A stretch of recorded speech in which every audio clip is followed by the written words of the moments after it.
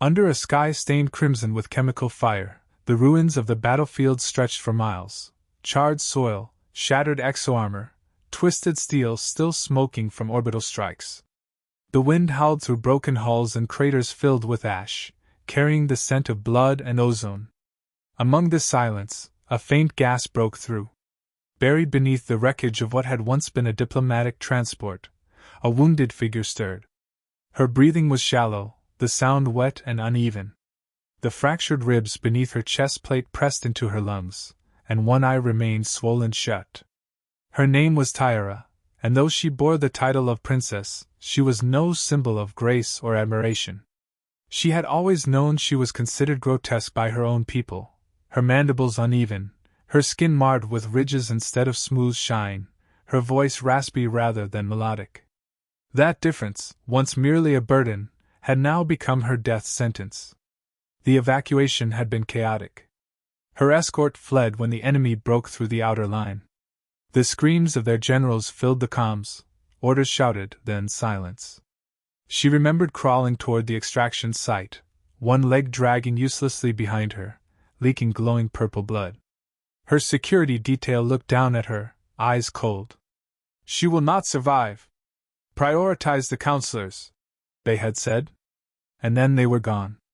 The shuttle lifted without her. No one even argued. She tried to move, but her arm gave way. Shards of metal pierced her side, and every breath felt like drowning. She blinked against the dirt coating her good eye and forced herself to stay awake. Dying alone wasn't just a fear anymore. It was the only certainty left. For hours, she lay there in the rubble of what once was hope. Time lost meaning. She saw the suns begin to dip, painting the sky with bruised light. Every shadow brought new terror. In the distance, scavengers howled, a twisted echo of life in this lifeless place. Drones circled overhead, their lights cold and mechanical. None stopped. None cared. She wasn't supposed to be here. Her role had been symbolic.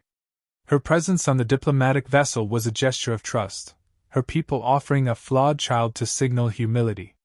But humility had always been a mask. Now the mask had shattered, and no one even came back for the pieces. Her mind drifted to memories she had buried deep. The mockery from palace courtiers, the constant reassignment to roles with no purpose. Her father's voice, disappointed, clipped, echoed louder in her pain. Hide her during public ceremonies. We need not remind the galaxy of imperfection. But in this moment, she wasn't a princess. She wasn't even a person. She was refused, discarded on a battlefield that no longer mattered. Her fingers twitched as she tried to reach the emergency beacon built into her chest plate, only to find it crushed. Her hope died as silently as the pulse of the device. The fear came next, slow and numbing. Not fear of death itself, but fear that no one would ever know she lived. That the only sound she'd hear until her final breath would be the static of burned-out comm links, and the occasional skitter of some war-spawned predator drawn by the smell of decay. Her body trembled not from cold, but from the weight of being truly forgotten. If she had looked beautiful, if her face had inspired awe instead of aversion, perhaps someone would have carried her. Perhaps the shuttle would have waited. But ugliness, in their eyes, had stripped her of value. Her culture worshipped harmony in form, and in their religion, deformity was equated with spiritual imbalance. The ground vibrated. For a moment, she thought it was her mind giving up, a hallucination born of blood loss. But then came the crunch of boots. Not the skittering of drones, not the quiet glide of her own kind's levitators. Boots. Heavy, human. She froze, terror mingling with faint hope. Her people had feared humans for their unpredictability. Empathy, rage, mercy, and vengeance, they did not follow logic or protocol. She tried to speak, but only a rasp escaped her throat. The footsteps stopped nearby. A pause. Then a voice, rough, male, human. "Wait, there's someone under here." Fingers tore at the debris. Light burst through as metal was heaved aside, and she flinched, blinded. A shadow loomed over her, blocking the setting sun. His face came into view, scarred, sun-darkened, eyes sharp but not cruel. He didn't recoil. He didn't look away. Her vision flickered, but she caught the surprise in his face, quickly swallowed by something else. Concern. He crouched beside her. "You're still breathing," he murmured. She tried again to speak. Her tongue failed her. Only a wet cough came out. "Don't move," he said. She felt his hands, real hands, begin checking her injuries. Efficient. Gentle. Her people had taught her that humans were emotionally chaotic, but his movements were steady. Practiced. He cursed under his breath, then spoke into his radio. "Command, this is Reyes. I've got a survivor, non-human, royalty by the looks of the armor. She's alive. I'm requesting evac." Static. Then a voice barked back. "Negative, Reyes. We're full. No non-priority extractions. Fall back." "That's an order." He exhaled, long and heavy. She expected him to walk away. That's what everyone else had done. But he looked down at her and didn't move. Minutes passed. Finally, he spoke again, lower this time. "I had a sister once. She didn't look like everyone else. People stared, mocked her. One day, she asked me why being different meant being alone. I never had an answer." She didn't understand every word. But she heard the sorrow in his voice. It was real. His hands slipped under her, lifting her slowly. Pain exploded in her chest, but she didn't cry out. She didn't want to wake up if this was another dying dream. He carried her like she mattered.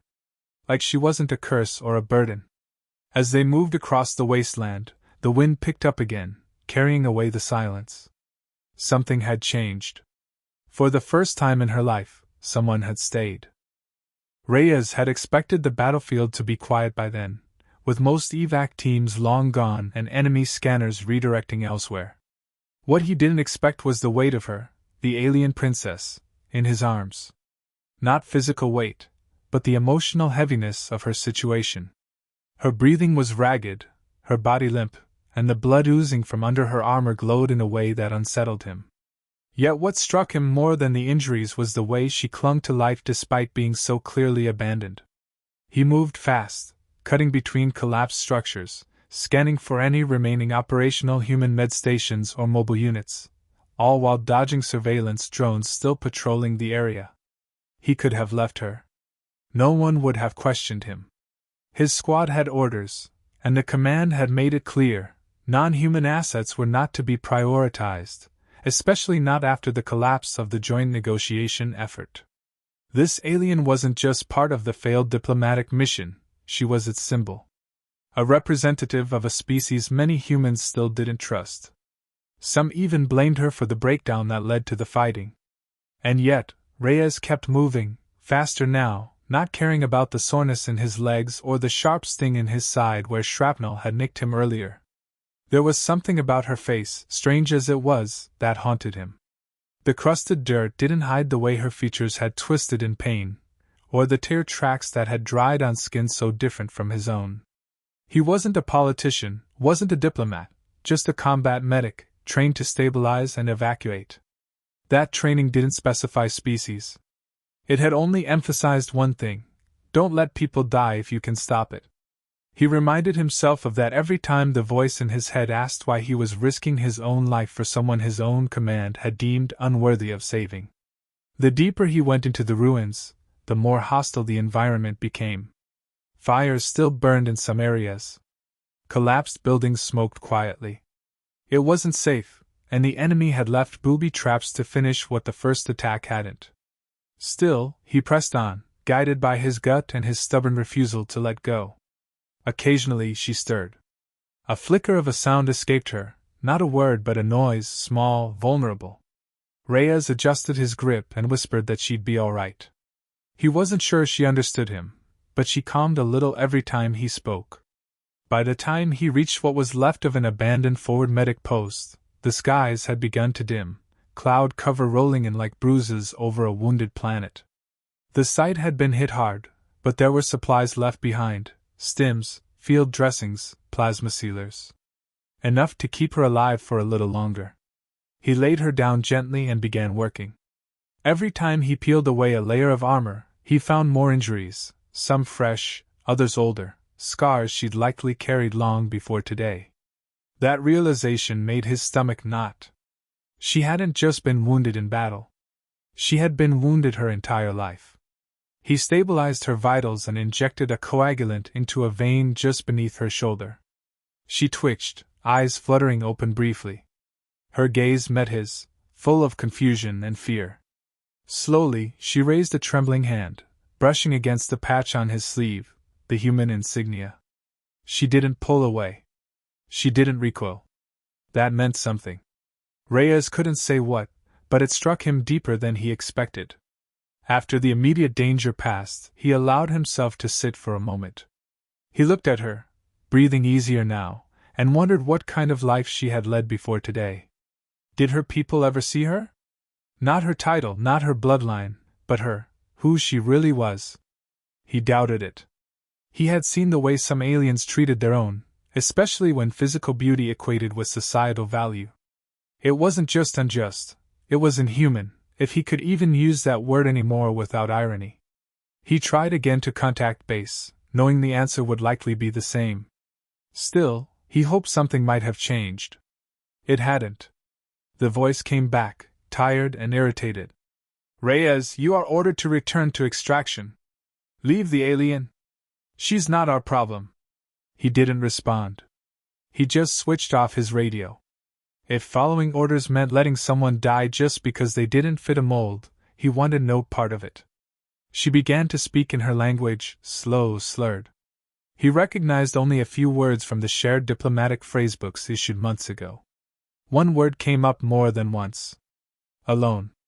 It was said in different tones: fear, resignation, disbelief. He didn't need a translator to understand. She wasn't just scared of dying. She was scared of dying alone again. Left behind again. Forgotten again. Reyes leaned close and repeated his name. Then, carefully, he placed her hand over his chest, right where his dog tags rested beneath the fabric. She blinked, understanding dawning slowly. Her claws curled just slightly, holding on to the weight of his presence. He didn't promise survival. He didn't lie and say she'd be safe. But he did something her people hadn't. He stayed. He knew the war was bigger than both of them. Strategic assets were limited. Politics were complex. There were alliances to maintain, enemies to avoid provoking, and humans weren't exactly saints either. But none of that mattered right now. What mattered was that he had chosen not to walk away. The only thing standing between her and death was a medic who refused to see her as an object of shame. He heard her breathing steady again, a rhythm rising and falling gently. In that ruined world, under clouds heavy with ash and regret, the line between enemy and ally blurred. She wasn't just an alien. She was a life. She mattered. And as Reyes looked down at her, he realized something even heavier than the burden he'd carried her with. In saving her, he had saved himself. Not his body. His humanity. Reyes didn't have the luxury of resting long. The stabilizing agents would wear off within hours, and the princess's system was reacting unpredictably to human medications. Her species' biology, while partially mapped during the failed alliance talks, had never been tested under field trauma conditions. She needed more than patches and hope. Reyes scavenged the medic post, bypassing its outdated AI security with a trick he learned during his rotations on the outer moons. Human systems always failed in the same places. He found a nearly expired xenobiotic kit with cross-species blood plasma, and a few doses of an experimental Regan compound. It wasn't designed for her kind, but it was better than doing nothing. She stirred again, eyes flickering open. He could tell she was trying to speak, her vocal cords straining to form words outside her native dialect. Her voice cracked, a rough whisper, but he caught it this time. Why? Not with anger, not with contempt, just the raw, quiet confusion of someone unaccustomed to kindness. Reyes didn't answer. He didn't have a reason that would satisfy her. The truth was that he didn't know why, not really. Maybe because he was tired of watching things fall apart, and people pretending it was necessary. Maybe because the world had become too cold, and saving one forgotten life was the only warmth he had left to give. Her condition stabilized briefly, but time was closing in. Reyes plotted a course through the wreckage to an old Terran supply line rumored to still have autonomous evac pods buried beneath it. Most had failed long ago, but the chance of finding one operational was all he needed. With her strapped into a hover sled rigged from battlefield scrap, he began the trek. Every step deeper into the zone carried risk: detectors, predators, insurgents who hated both humans and her kind. And still he moved. The desolation stretched for kilometers, everything reduced to a twisted mockery of what once was a shared hope. Burned banners from the Unity Pact, shattered statues of peace envoys, wreckage that blurred alien and human tech beyond recognition. Every ruin whispered failure. Reyes ignored it all. He focused only on the soft rhythm of the sled behind him and the occasional wince on her face. She was fighting. Somehow, despite the pain, despite the betrayal of her own people and the silence from his, she still held on. He reached the edge of the ruined zone by nightfall. There, half buried under a collapsed structure, Reyes found what he had hoped for: a dormant medevac unit. Old, rusted, barely humming, but still intact. He activated the diagnostics and rerouted power from his gear to recharge its depleted battery. It would take an hour. Time they might not have. He kept pressure on her wounds, adjusting vitals and watching over her like a silent sentinel. The moment the pod came online, Reyes began the upload of her biometrics, hoping the system wouldn't reject her species classification. As the pod began its scan, her eyes opened again, clearer this time. She reached out slowly, fingers trembling, and touched his hand. Not out of fear or confusion now, but with a tentative gratitude. He gripped hers back without hesitation. They didn't speak. There was no need to. The quiet between them wasn't empty. It was filled with something deeper than words. In that instant, Reyes saw her not as alien, not as royalty, but as someone who had lost everything and yet still dared to reach out. The system finally confirmed viability. The pod would hold her, heal her, and transport her to the nearest neutral safe zone. Reyes keyed in the coordinates manually. It meant surrendering her fate to politics again, but this time she'd arrive alive, with data logs proving who had saved her. Maybe that would mean something. Maybe it would change the way her people saw humans, or the way humans saw them. She was almost unconscious again when he initiated the pod seal. Her gaze lingered on him, soft and unsure. Reyes gave her a nod, simple and firm, and stepped back. The pod closed. The thrusters kicked in a few seconds later, lifting off in a controlled arc into the darkening sky. He watched until it disappeared behind the clouds. Then silence. No cheers. No recognition. No command pickup. He was still alone in hostile territory, injured and exhausted. But there was no regret. He hadn't saved a diplomat or a future political pawn. He had saved a life. A life that had been discarded by everyone else. A life that had learned, maybe for the first time, that not all humans saw her as expendable. He turned and began the long walk toward the fallback point. His radio was still off. He didn't want to hear orders or justifications or silence from command. None of that mattered now. He had made a choice no one else would. And maybe, just maybe, that would ripple outward. Somewhere in the night sky, above the ashes and ruins of war, a pod carried the only surviving heir of an alien world that had once mocked her existence. And she carried with her the memory of a single human who refused to look away. Reyes didn't expect to be remembered. He didn't expect awards or headlines. That wasn't why he stayed, why he fought, why he carried her when even her own kin had turned their backs. It was never about duty. It was about dignity. And in that devastated world where even hope had been burned out, he had found a reason to believe in it again. They found Reyes 2 days later barely conscious, curled against the remnants of a wall, clutching a damaged medkit and a shattered comlink. The retrieval unit had no orders to look for him. It was a passing drone sweep that picked up faint biometric signals. When the unit landed, they hesitated. He looked less like a soldier and more like a ghost from the battlefield's past. One of them recognized his uniform, or what remained of it. They didn't expect to find anyone alive this deep in the zone. They were even more surprised by what they found in the logs he carried. Encrypted files, biometric readings, proof of stabilizing procedures, and an automated report from a medical pod. An alien princess, marked hostile on most charts, had been treated by a human combat medic. The medical record listed his ID, his voice notes, and confirmation of life-saving efforts under threat of imminent death.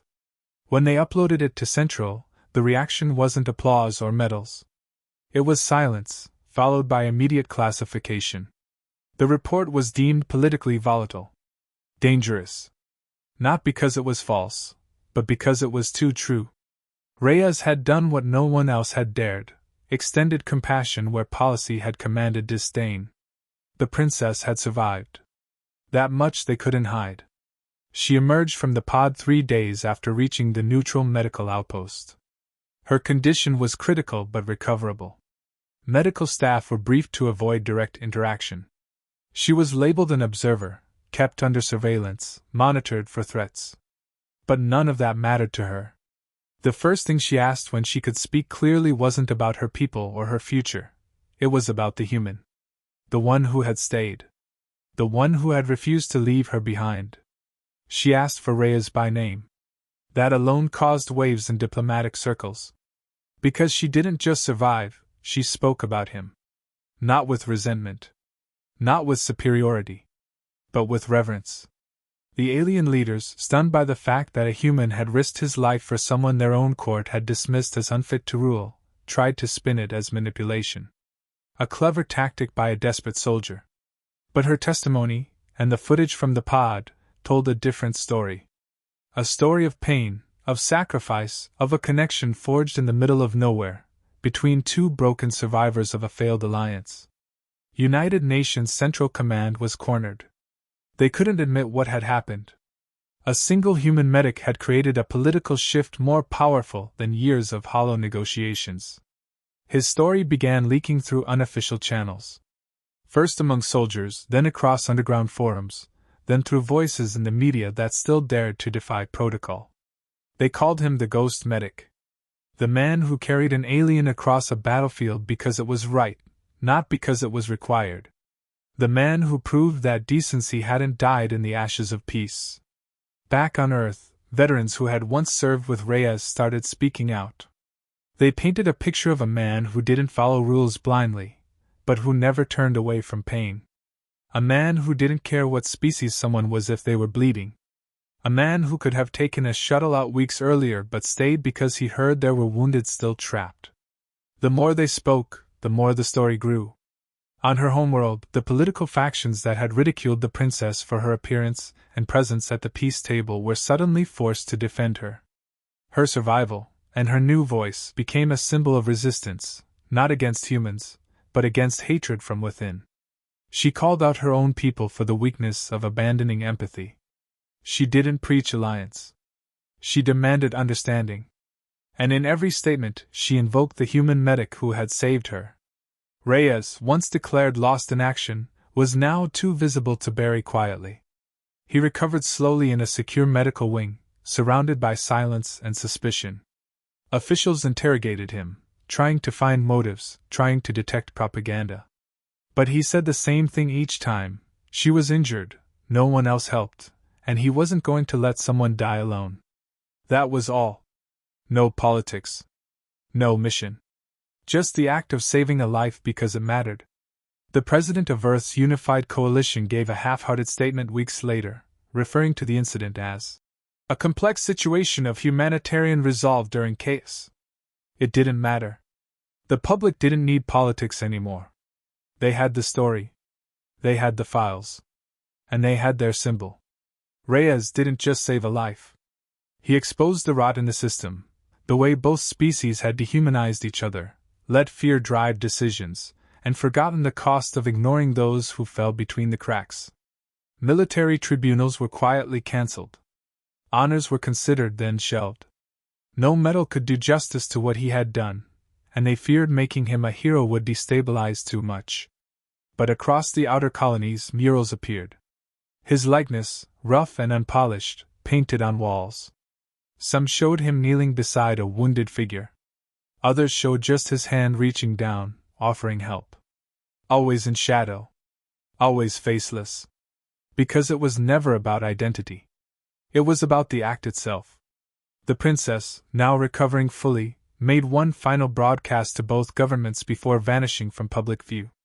In it, she didn't speak of war, or treaties, or revenge. She told the story of a man who stayed behind. Who chose compassion when cruelty was easier. Who never asked for gratitude. He taught me, she said, that the measure of a people is not in how they fight wars, but in whether they choose to help even their enemies when all hope is gone. That single transmission reached over 1 billion humans in its first day. And for the first time in years, a shift happened, not in policy, but in perspective. In coffee shops and homes and schools across the United States, people weren't talking about threats or species divisions. They were talking about one man's decision to carry someone who had been abandoned. One man who proved that decency didn't belong to any one race, it belonged to those willing to act when no one else would. Reyes didn't return to the battlefield. His injuries were extensive, but it wasn't his wounds that kept him away, it was what had followed. The silence from command, the deflection from officials, and the cold avoidance by superiors told him what he already knew: he had become inconvenient. Not because he'd broken a rule, but because he had reminded people what those rules had forgotten: compassion, especially for the discarded. He stayed in recovery under watch, his story whispered but never officially acknowledged. Outside the system, though, something deeper had taken root.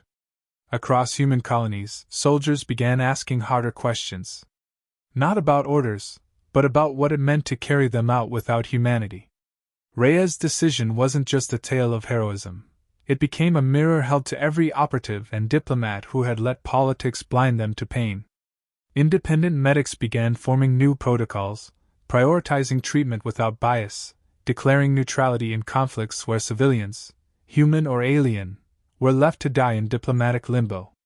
His actions sparked a quiet defiance in those who'd long felt trapped between war and morality.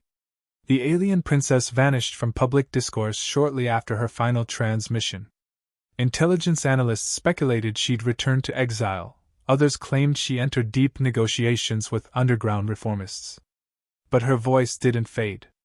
Activists in both civilizations began citing her testimony. Her simple statement, that help from an enemy is still help, became a phrase etched onto monuments, tagged on walls, whispered in protests. Her survival and her transformation became something bigger than royalty or war. It became a rebuke of fear-based policy, and a call for basic empathy, no matter the form it took. On Earth, the United States experienced the deepest resonance. It wasn't just because Reyes was American-born. It was because the story felt familiar. A lone figure standing against the current, risking himself not for victory but for the right thing. Veterans groups held vigils not to demand justice, but to remind the public of what was lost when compassion became secondary to strategy. Parents used Reyes' story to teach their children about moral courage. It wasn't dramatized, it was passed down like folklore, a human who helped a being everyone else feared. In classrooms, the story took root in another form. History teachers spoke carefully about the quiet turning point in the post-war narrative. Not the treaty changes or shifting military alliances, but the moment one soldier's choice began to rehumanize the alien other. Colleges debated the ethical implications. Should humanity hold the moral high ground only when convenient? Or should it be the foundation, even when inconvenient, even when dangerous? Reyes' name became a starting point for those conversations. His silence, his lack of public interviews or media participation, only made the story more powerful. Tech corporations, previously obsessed with weapons and AI combat enhancements, began to pivot. Quietly, they funded universal aid drones.